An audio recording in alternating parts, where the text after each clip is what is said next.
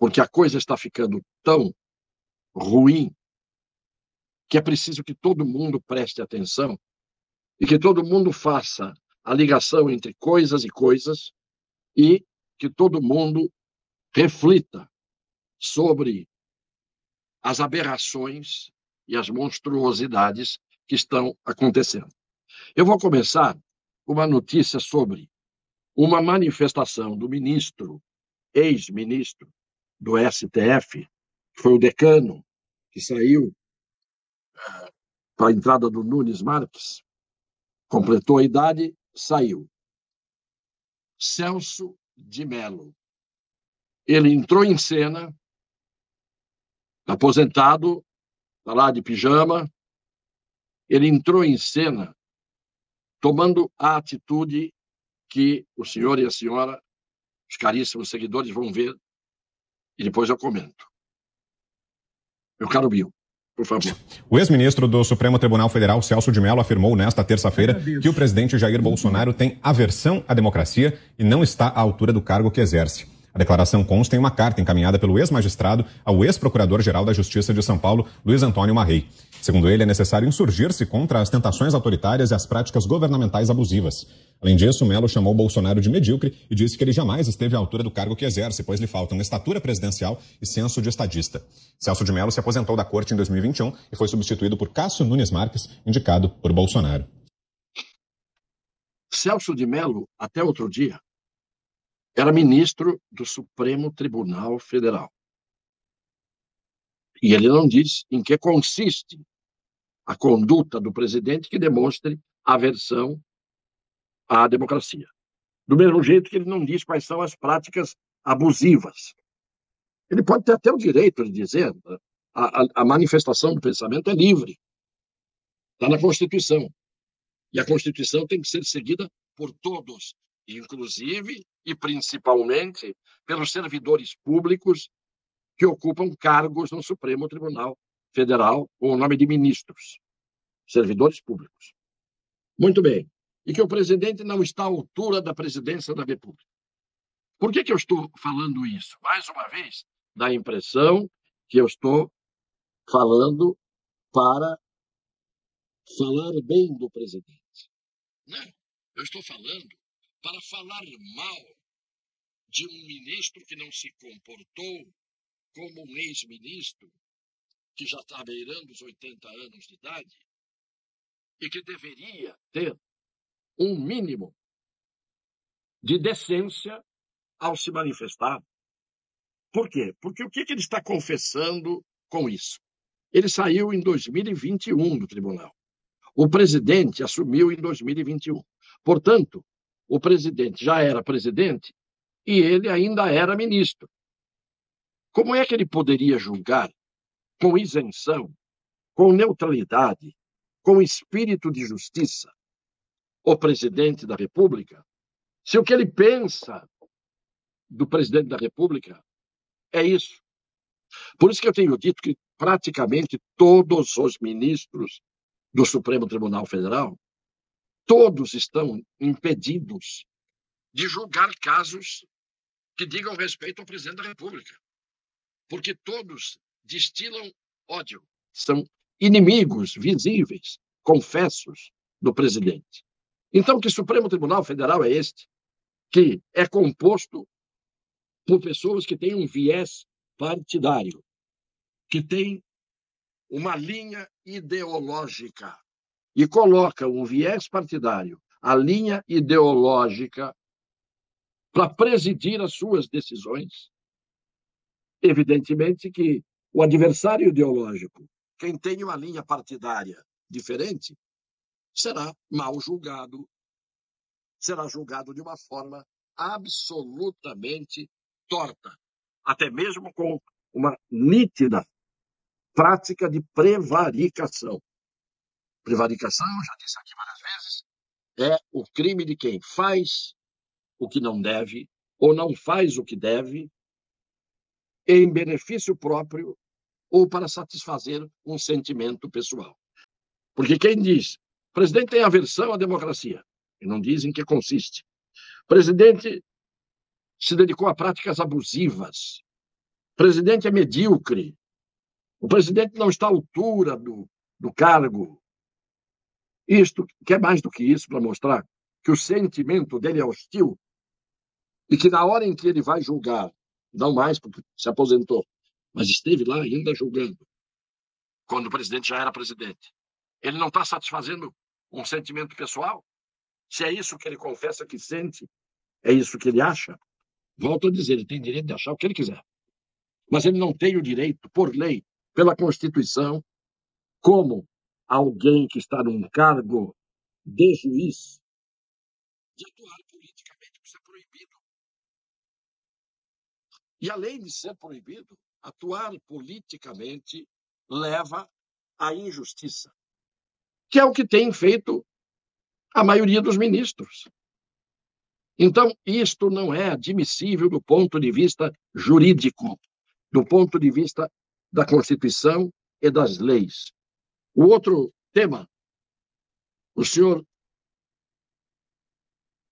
Fachin, ele reuniu os embaixadores de muitos países para falar sobre o processo eleitoral do Brasil, sobre as urnas eletrônicas, etc, etc, etc.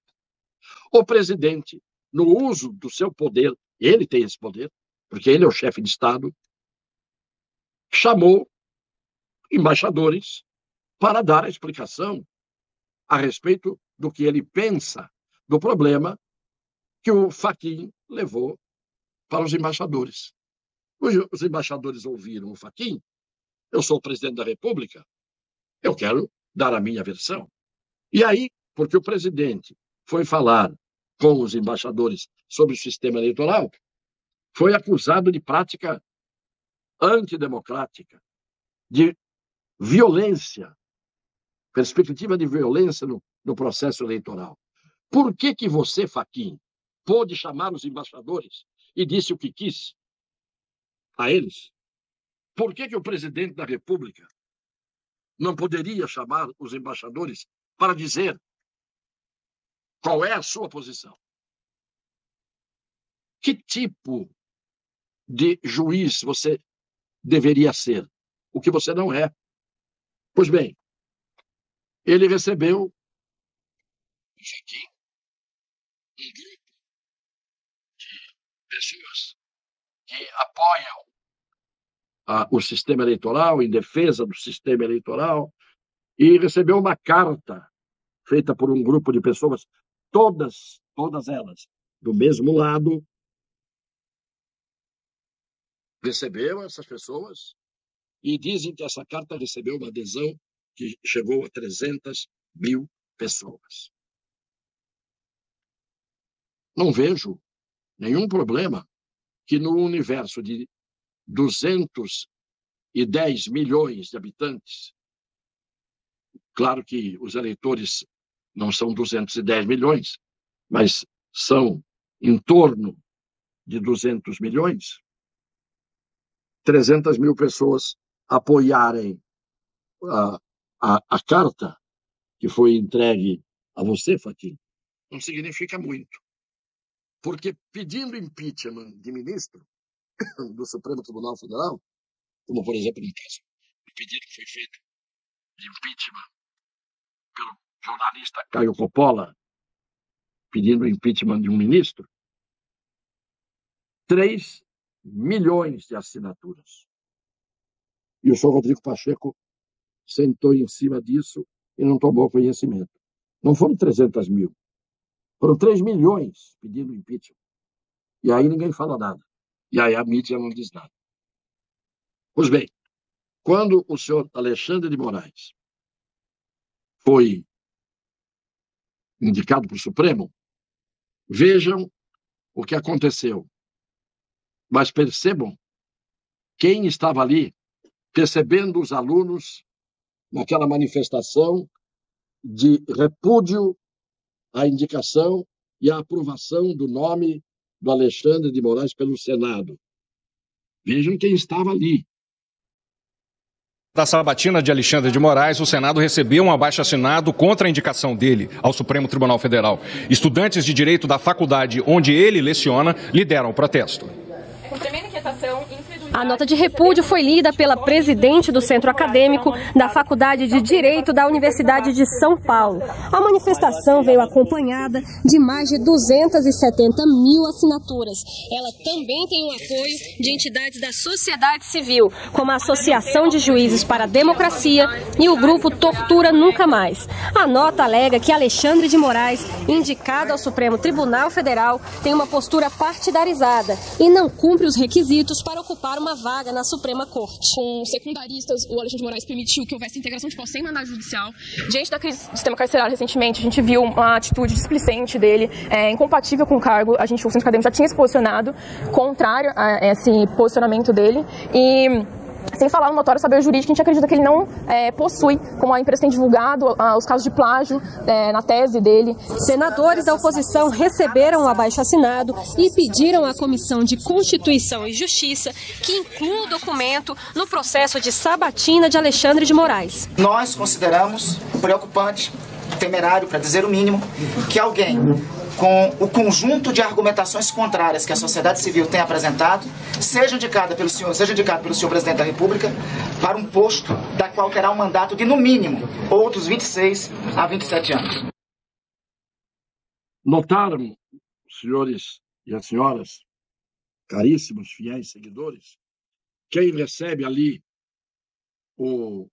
a moção para impedir, na altura, que o Alexandre de Moraes fosse aprovado pelo Senado na sabatina?